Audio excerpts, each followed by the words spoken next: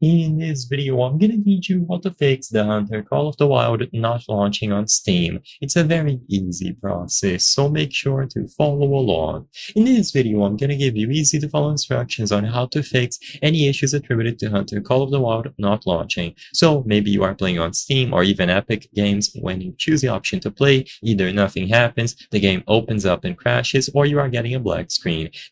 These issues could happen due to various reasons, and in this video I'm going to help you address them. So first of all, right-click the Windows icon and go to Device Manager. Inside of the Device Manager, you will find the Display Adapters category. This will let you know if you have a dedicated graphics card on your computer.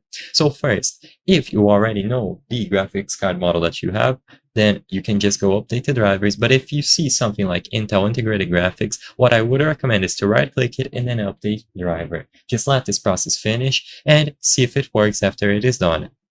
And like I said before, if you know the specific model, or even if you don't, just read it over here, go over to the official NVIDIA or AMD website, and you will be able to download it. So if you have an NVIDIA card, usually it is going to be NVIDIA GeForce RTX, so you just go to the website, you choose the GeForce product category, you choose the RTX series, usually the 41 if it is a modern card, and then you can choose your card from here. And for AMD, it's the same. You go to Graphics, RX if you are using a graphics card primarily designed for gaming, and then the series. After this is done, see if the game launches. Now, if it still doesn't launch, the next thing that I would recommend updating is DirectX. You can find DirectX available on the official Microsoft website, so just look for DirectX on Google and make sure that you are downloading it from Microsoft.com. It's simple to install, you just run the setup file, and then you click Next, Next after you accept the agreement, and eventually you will be able to have it installed.